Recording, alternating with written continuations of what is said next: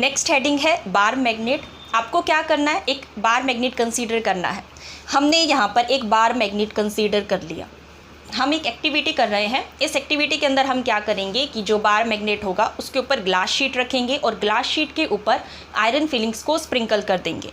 मान लीजिए ये वो बार मैग्नेट है। इस बार मैग्नेट के ऊपर मैंने ग्लास शीट रख दी, ग्लास शीट के ऊपर आयरन फिलिंग्स को स्प्रिंकल कर दिया। तो अब क्या होगा, आपको पता है कि जो मैग्नेट होता है वो लोहे की चीज़ों को अपनी तरफ अट्रैक्ट करता है।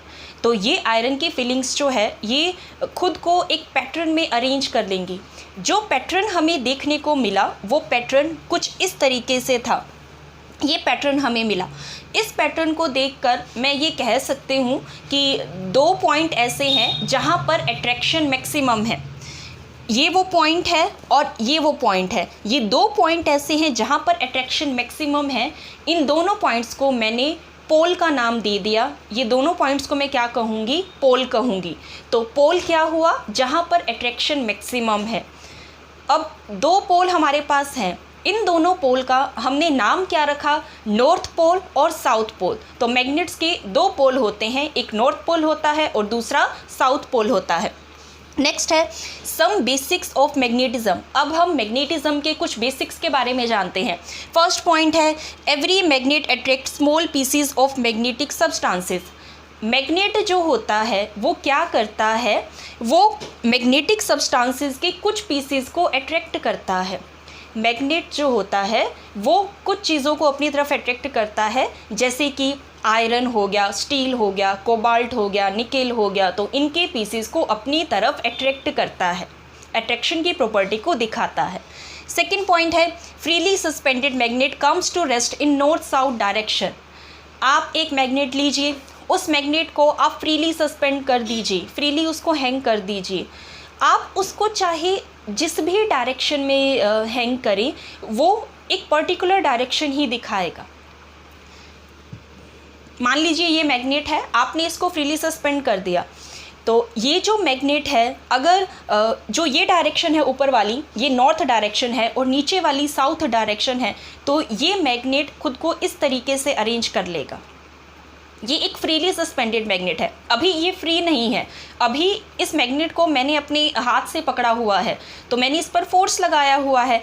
लेकिन जब मैं इसे फ्रीली सस्पेंड करूँगी तो उस वक्त ये मैग्नेट खुद को नॉर्थ साउथ डायरेक्शन में अरेंज कर लेगा। अगर मैं इस मैग्नेट को पकड़ के किसी और डायरेक्शन में भी लेकर जाऊँ, तब भी जब मैं इसको फ्रीली सस्पेंड कर दूंगी, इसको छोड़ दूंगी, फ्रीली हैंग कर दूंगी, उस वक्त ये खुद को वापस से नॉर्थ साउथ डायरेक्शन में अरेंज कर लेगा। अभी मैंने ये कहा कि जो ऊपर वाली डायरेक्शन, अपर डायरेक्शन, वो नॉर्थ की है और जो नीचे वाली डायरेक्शन है वो कैसी है, साउथ की है। तो अब इस मैग्नेट की ये वाली साइड, ये वाली जो साइड है या इस तरफ जो पोल होगा वो कहाँ, किस तरफ है, वो किस डायरेक्शन की तरफ है, वो नॉर्थ डायरेक्शन की तरफ है, जियोग्राफिक नॉर्थ की तरफ है। तो इसीलिए इस एंड को या यहाँ पर जो पोल होगा उसे मैं क्या कहूँगी, नॉर्थ पोल कहूँगी। ऐसे ही इस मैग्नेट की नीचे वाली साइड, ये जो साइड है, ये साइड किस डायरेक्शन की तरफ है, ये साइड साउथ डायरेक्शन की तरफ है, जियोग्राफिक साउथ के डायरेक्शन की तरफ है। इसीलिए इस मैग्नेट का जो ये एंड होगा या इस तरफ जो पोल होगा उसे मैं क्या कहूँगी, साउथ पोल कहूँगी। तो अब हमने ये जाना कि मैग्नेट का वो पोल जो नॉर्थ डायरेक्शन की तरफ है उसे मैं क्या नाम दूंगी, नॉर्थ पोल का नाम दूंगी। और मैग्नेट का वो पोल जो साउथ डायरेक्शन की तरफ है, जियोग्राफिक साउथ की तरफ है, तो उसे मैं क्या नाम दूंगी, साउथ पोल का नाम दूंगी। थर्ड है अर्थ बिहेव्स एज ए मैग्नेट। जो हमारी अर्थ है वो एक मैग्नेट की तरह बिहेव करती है, मैग्नेट की तरह बिहेव करती है। हम इसको कैसे समझें, अभी मैंने आपसे ये कहा कि किसी भी मैग्नेट को फ्रीली सस्पेंड करने पर वो नॉर्थ साउथ डायरेक्शन दिखा रहा है। ये मैग्नेट, इसको मैंने फ्रीली सस्पेंड किया, मैंने इसको ऐसे फ्रीली सस्पेंड किया, तो ये कहाँ पर आ गया, ये वापस से नॉर्थ साउथ डायरेक्शन में आ गया। तो ये नॉर्थ और साउथ डायरेक्शन को दिखा रहा है। अब ये जो है इसका ये साइड जो है, ये साइड जियोग्राफिक नॉर्थ की तरफ है और ये साइड जो है ये किस तरफ है, जियोग्राफिक साउथ की तरफ है। तो अब मैं ये कहूँगी कि अर्थ जो है ना, हमने ये माना है, हम ये एक मान रहे हैं कि एक इमेजिनरी मैग्नेट है जो अर्थ के अंदर छुपा हुआ है। आइए अब इसके बारे में और जानते हैं। यहाँ पर मैंने एक डायग्राम बनाया है। इस डायग्राम के अंदर मैंने ये अर्थ बनाई है। इस अर्थ के अंदर जो मैग्नेट, छिपा हुआ मैग्नेट है, हिडन मैग्नेट है, फिक्शिशियस मैग्नेट है, इमेजिनरी मैग्नेट है, वो मैग्नेट मैंने यहाँ पर ड्रॉ किया है। मैंने आपको ये बताया कि जो फ्रीली सस्पेंडेड मैग्नेट है उसका नॉर्थ पोल वो जियोग्राफिक नॉर्थ की तरफ है, फ्रीली सस्पेंडेड मैग्नेट का नॉर्थ पोल जियोग्राफिक नॉर्थ की तरफ है। तो जो हिडन मैग्नेट है, हिडन मैग्नेट का ये वाला पोल कौन सा होना चाहिए? ये साउथ पोल होना चाहिए। क्यों साउथ पोल होना चाहिए? क्योंकि फ्रीली सस्पेंडेड मैग्नेट का नॉर्थ पोल अगर यहाँ ऊपर आएगा, इस तरफ अट्रैक्ट हो रहा है, इसको कौन अट्रैक्ट कर सकता है? इसको साउथ पोल अट्रैक्ट कर सकता है। इसीलिए जो हिडन मैग्नेट का साउथ पोल है वो जियोग्राफिक नॉर्थ की तरफ है, तभी मेरा जो फ्रीली सस्पेंडेड मैग्नेट है उसका नॉर्थ पोल जियोग्राफिक नॉर्थ की तरफ अट्रैक्ट हुआ। ऐसे ही जो फ्रीली सस्पेंडेड मैग्नेट है, ये फ्रीली सस्पेंडेड मैग्नेट है, ये नीचे वाला इसका कौन सा पोल है? ये इसका है साउथ पोल। तो ये साउथ पोल जियोग्राफिक साउथ की तरफ अट्रैक्ट हो रहा है। इसका मतलब ये जो हिडन मैग्नेट है जो यहाँ पर मैंने ड्रॉ किया है, इसका कौन सा पोल नीचे की तरफ होगा? जियोग्राफिक साउथ की तरफ होगा। नॉर्थ वाला जो पोल होगा वो जियोग्राफिक साउथ की तरफ होगा। आप अच्छे से जानते हैं कि जो साउथ पोल होता है और जो नॉर्थ पोल होते हैं वो दोनों एक दूसरे को अट्रैक्ट करते हैं। तो अब आप ये समझ गए हैं कि जो अर्थ है वो एक मैग्नेट की तरह बिहेव करती है। अर्थ के अंदर एक मैग्नेट छिपा हुआ है, हिडन मैग्नेट है, फिक्शिशियस मैग्नेट है, एक इमेजिनरी मैग्नेट है। हमने ये थ्योरी बनाई है, यही थ्योरी है कि हम ये मान के चल रहे हैं कि अर्थ जो है वो एक मैग्नेट की तरह बिहेव करती है क्योंकि उसके अंदर एक इमेजिनरी मैग्नेट छिपा हुआ है। नेक्स्ट पॉइंट अब हम करते हैं। नेक्स्ट पॉइंट है like poles repel each other and unlike poles attract each other. जो सिमिलर पोल्स होते हैं वो एक दूसरे को क्या करते हैं? रिपेल करते हैं। और जो अपोजिट पोल्स होते हैं वो क्या करते हैं? वो एक दूसरे को अट्रैक्ट करते हैं। इसके लिए हम एक एक्टिविटी करते हैं। इस एक्टिविटी में आपको क्या करना है? आपको एक थ्रेड से बार मैग्नेट को सस्पेंड करना है। बार मैग्नेट के दो पोल होंगे, एक नॉर्थ पोल होगा, एक साउथ पोल होगा। तो ये जिस मैग्नेट को मैंने सस्पेंड किया है उसका ये नॉर्थ पोल है और ये कैसा पोल है? ये साउथ पोल है। अब आपको क्या करना है? कोई दूसरा मैग्नेट लेना है। ये जो दूसरा मैग्नेट होगा, इस दूसरे मैग्नेट का भी नॉर्थ पोल भी होगा और साउथ पोल भी होगा। अब आप क्या करो कि जो आपने दूसरा मैग्नेट लिया है उस दूसरे मैग्नेट का नॉर्थ पोल आप इस सस्पेंडेड मैग्नेट के नॉर्थ पोल के पास में लेकर जाओ।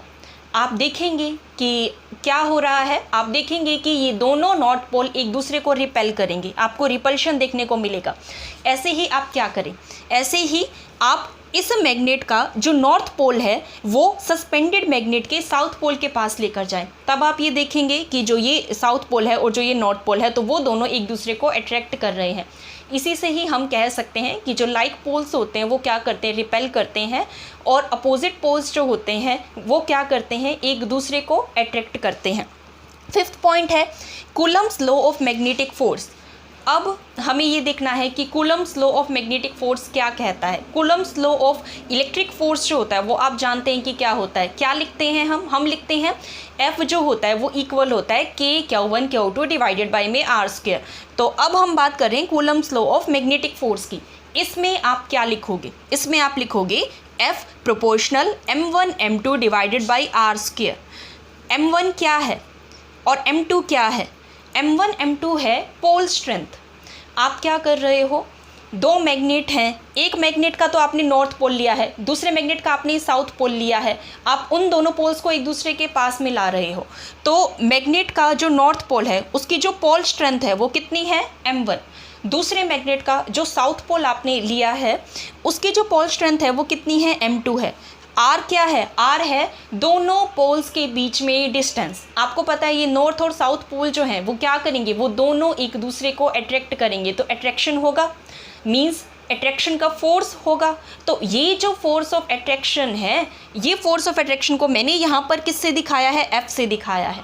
तो कूलम्स लॉ के अकॉर्डिंग हम क्या लिखेंगे? हम लिखेंगे कि F जो होगा वो प्रोपोर्शनल होगा M1 M2 divided by R² के। जब मैं ये प्रोपोर्शनलिटी का साइन हटाऊंगी तब मैं क्या लिखूंगी? तब मैं लिखूंगी K। K क्या होता है? K होता है मैग्नेटिक फोर्स कांस्टेंट, के को मैं क्या कहूँगी, मैग्नेटिक फोर्स कांस्टेंट कहूँगी। ये जो के है, ये के किसके इक्वल होगा, ये इक्वल होता है म्यू नॉट अपॉन में 4 पाई के इक्वल होता है। और के की वैल्यू किसके इक्वल होती है, इसकी वैल्यू होती है 10⁻⁻7 वेबर पर एम्पियर पर मीटर, इसके इक्वल इसकी वैल्यू होती है। मैं ये भी कह सकती हूँ कि जो म्यू नोड है वो म्यू नोड किसके इक्वल होगा, म्यू नोड इक्वल होगा 4 पाई इंटू 10⁻⁻7 वेबर पर एम्पियर पर मीटर। आपको ये वैल्यू याद रखनी है कि के की वैल्यू कितनी होती है, 10⁻⁻7 होती है। अब ये जो म्यू नोड है, म्यू नोड का नाम क्या है, म्यू नोड है magnetic permeability of free space. मैंने यहाँ पर म्यू नोड लिखा है, इसलिए मैं इसे क्या कहूँगी, magnetic permeability of free space कहूँगी। अब नेक्स्ट हम स्टेप में हम क्या करते हैं, ये जो M1 M2 है, M1 M2 क्या है, ये पोल स्ट्रेंथ है। तो M1 जो है इसको भी मैंने कितना कर दिया, M कर दिया, M2 को मैंने कितना कर दिया, M कर दिया। मीन्स एक मैग्नेट का नॉर्थ पोल था और दूसरे मैग्नेट का साउथ पोल था, मैं उन दोनों को एक दूसरे के पास ला रही थी और उनके बीच में जो अट्रैक्शन फोर्स था उनको मैंने F कहा था। तो अब अगर हम ये कहें कि वो जो दोनों पोल हैं, इन दोनों पोल की जो पोल स्ट्रेंथ है वो कैसी है, सेम है। नॉर्थ पोल की पोल स्ट्रेंथ कितनी है, M, साउथ पोल की पोल स्ट्रेंथ कितनी है, M, दोनों की पोल स्ट्रेंथ कैसी है, सेम। हमने कितनी मान ली है, हमने M मान ली है। दोनों पोल्स के बीच में जो डिस्टेंस है वो क्या है, R, उसको मैं मान रही हूँ 1 मीटर। जो फोर्स है, फोर्स को मैंने कितना माना है, मैंने माना कि जो उनके बीच में जो फोर्स है वो कितना है, 10⁻⁻7 मीटर न्यूटन। फोर्स कितना है, 10⁻⁻7 न्यूटन है। तो अब अगर मैं ये वैल्यू पुट करूँगी, आइए अब वैल्यू पुट करते हैं। फोर्स की जगह रखते हैं 10⁻⁻7, म्यू नॉट अपॉन 4 पाई, इसकी जगह आप कितना रखोगे, 10⁻⁻7। M1 M2 दोनों को आपने कितना पुट करना है, M पुट करना है। R को आप कितना पुट करोगे, 1 पुट करोगे। जब हम इसको सोल्व करेंगे तो मेरे पास क्या आ जाएगा, मेरे पास आ जाएगा m² = 1। M किसके इक्वल आ जाएगा, M इक्वल आ जाएगा ±1 के इक्वल आ जाएगा। M क्या है, pole strength, magnetic pole strength है। तो ये जो पोल स्ट्रेंथ है ये किसके इक्वल आ चुकी है, ±1 एम्पियर मीटर के इक्वल आ चुकी है।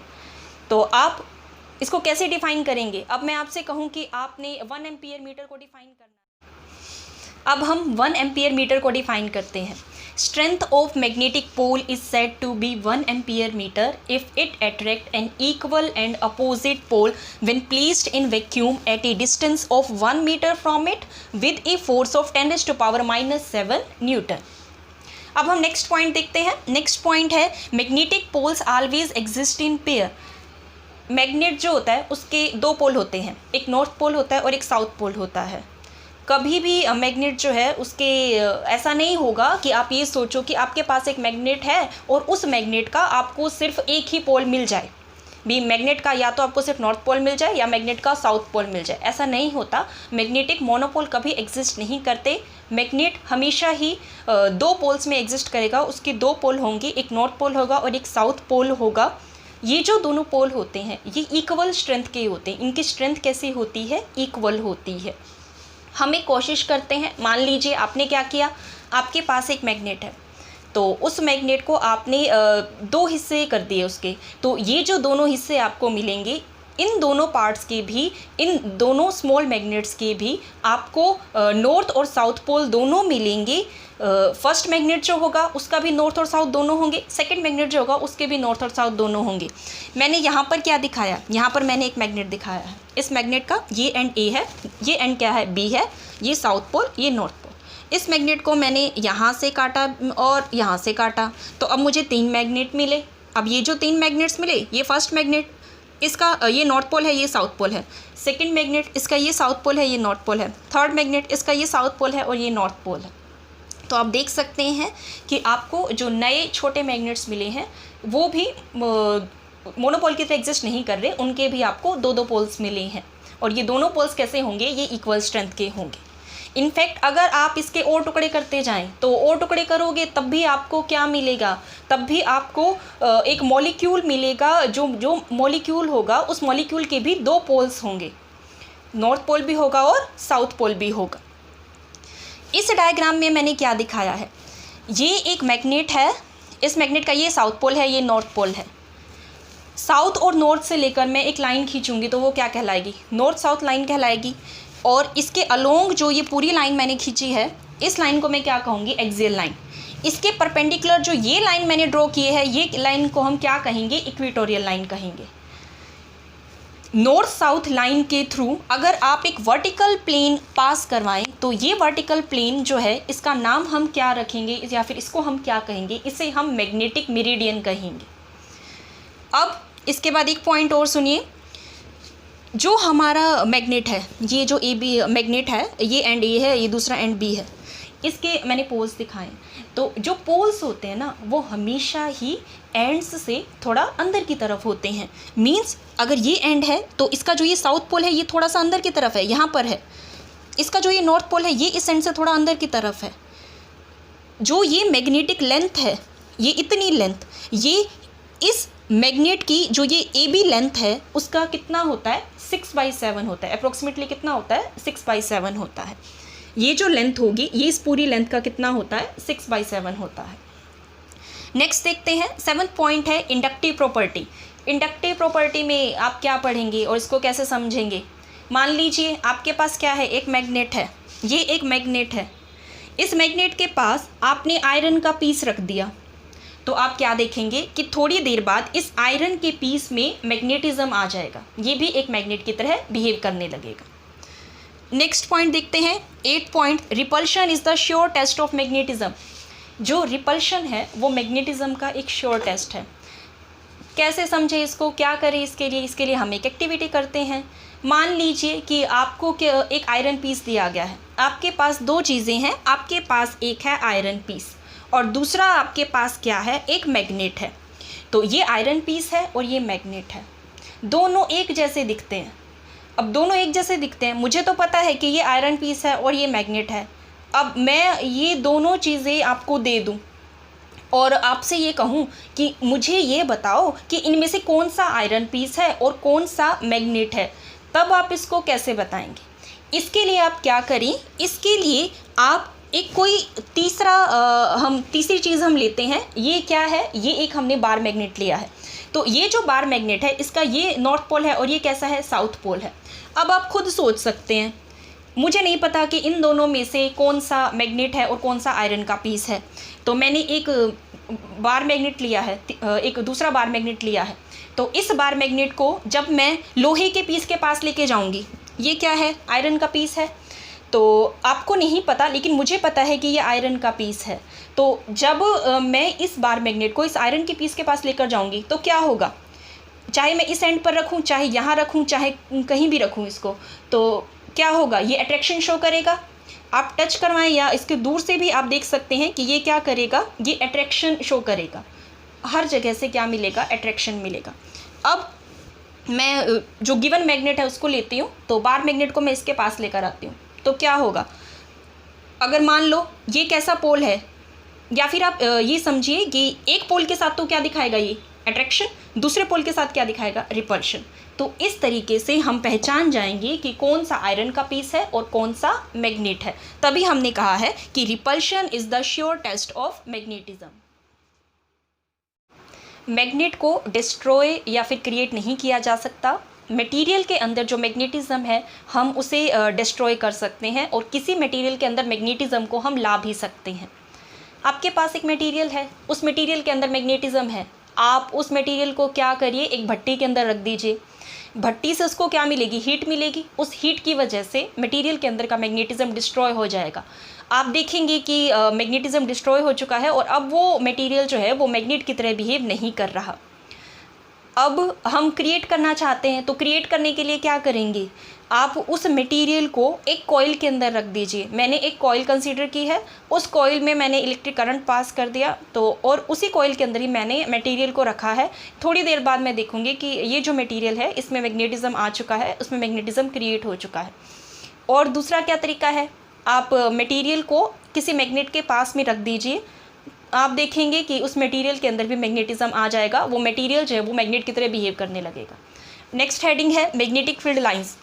हमें ये जानना है कि जो मैग्नेटिक फील्ड लाइंस होती हैं वो क्या होती हैं। मैग्नेटिक फील्ड लाइंस को समझने से पहले हम ये समझते हैं कि मैग्नेटिक फील्ड क्या होता है। एक मैग्नेट है, आपको पता है मैग्नेट के पास आप आयरन के पीसेस को लेकर आओगे तो मैग्नेट उन आयरन के पीसेस को क्या करेगा, अपनी तरफ अट्रैक्ट करेगा।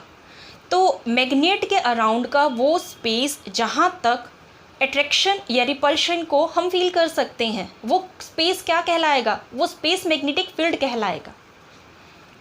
इसके बाद हम जानते हैं कि मैग्नेटिक फील्ड लाइंस जो होती हैं वो क्या होती हैं। मैग्नेटिक फील्ड लाइंस की डेफिनेशन समझने के लिए या फिर ये क्या होती हैं, इसे समझने के लिए हम एक एक्टिविटी करते हैं। इस एक्टिविटी के अंदर हमने क्या किया है, ये एक मैग्नेट मैंने कंसीडर किया है। ये जो मैग्नेट है इसका ये नॉर्थ पोल है, ये साउथ पोल है। इस मैग्नेट के पास आप बहुत सारी छोटी छोटी कंपास नीडल्स को रख दीजिए। जो कंपास नीडल होती है वो क्या दिखाती है, वो डायरेक्शन को दिखाती है। अब ये जो कंपास नीडल्स मैंने रखी हैं तो इनकी जो नीडल है ना, इनकी नीडल को मैंने यहाँ पर एरो से दिखाया है। नीडल जिस भी डायरेक्शन में होगी उसको मैंने एरो से दिखाया है। तो ये नीडल है। अब जब ये कंपास नीडल को मैं मैग्नेट के पास रखूँगी तो मैग्नेट क्या करेगा, इस कंपास नीडल पर फोर्स लगाएगा या मैं कहूँ टॉर्क लगाएगा। तो इस टॉर्क की वजह से इस नीडल की एक पर्टिकुलर डायरेक्शन आ जाएगी, ये अपने आप को एक पर्टिकुलर डायरेक्शन में अरेंज कर लेगी। एक्चुअली ये नीडल अपने आप को मैग्नेटिक फील्ड की डायरेक्शन में अरेंज कर लेगी। तो यहाँ पर जो मैंने कंपास नीडल रखी थी तो इस ये जो कंपास नीडल रखी थी, इस कंपास नीडल की डायरेक्शन कौन सी है, ये वाली। इसमें जो हमें डायरेक्शन मिली वो कौन सी है, ये। तो ऐसे सब कंपास नीडल्स की जो डायरेक्शन थी वो हमें देखने को मिली कि सब में कैसी है, अलग अलग है। और ये जो डायरेक्शन है, ये डायरेक्शन हमें कौन सी डायरेक्शन दे रही है, ये डायरेक्शन हमें मैग्नेटिक फील्ड की डायरेक्शन दे रही है।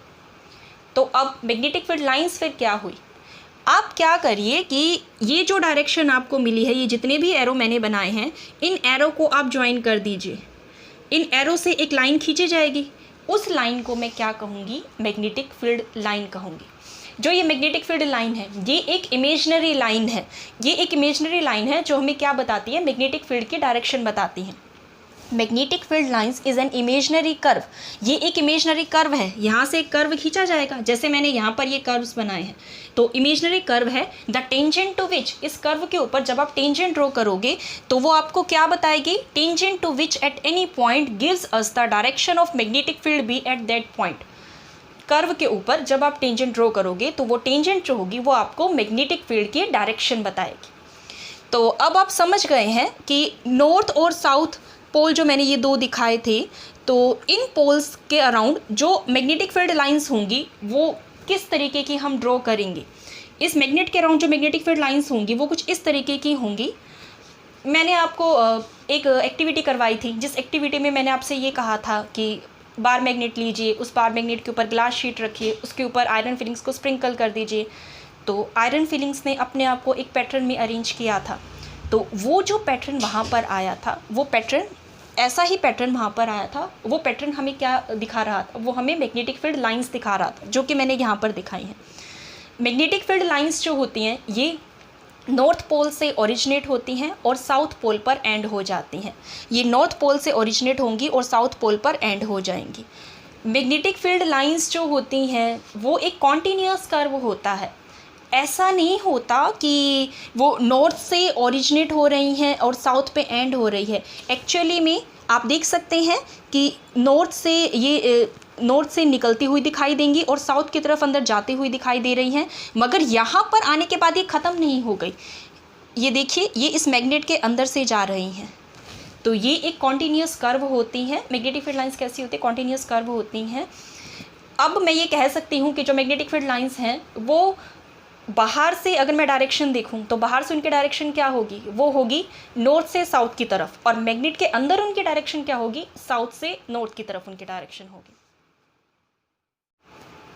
Uniform magnetic field, magnetic field को आप यूनिफॉर्म कब कहोगे, मान लीजिए कि कोई एक रीजन है, इस रीजन के अंदर जितने भी पॉइंट्स हैं या मैं कोई भी पॉइंट लूँ तो उन सब पॉइंट्स पर मैग्नेटिक फील्ड की जो स्ट्रेंथ होगी वो सेम होगी और सबकी सेम डायरेक्शन होगी। अब मैग्नेटिक फील्ड लाइंस को अगर मैं दिखाना चाहूँ तो इसमें मैं मैग्नेटिक फील्ड लाइंस को इस तरीके से दिखाऊंगी।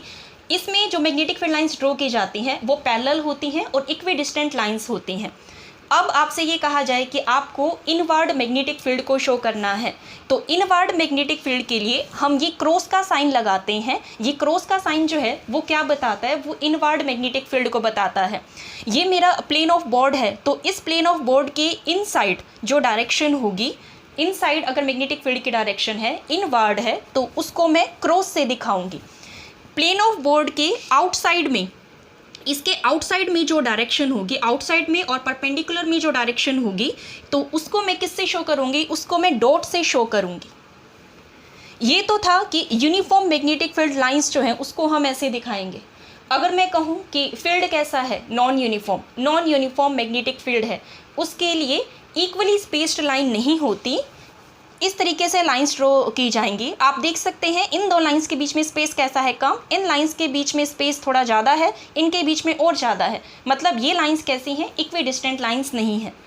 नॉन यूनिफॉर्म मैग्नेटिक फील्ड के लिए मैग्नेटिक फील्ड लाइंस को आप उस तरीके से भी डिनोट कर सकते हैं। जहाँ पर मैग्नेटिक फील्ड लाइंस क्लोजर होती हैं वहाँ पर फील्ड की स्ट्रेंथ ज़्यादा होती है, और जहाँ पर मैग्नेटिक फील्ड लाइंस एक दूसरे से दूर दूर होती हैं तो वहाँ पर क्या होता है, वहाँ पर फील्ड की स्ट्रेंथ कम होती है। तो अब मैं ये कह सकती हूँ कि इस पॉइंट पर तो फील्ड की स्ट्रेंथ कैसी है, ज़्यादा है, और जहाँ पर मैंने एरो बना रखे हैं उस एरिया में फील्ड की स्ट्रेंथ कैसी है, कम है।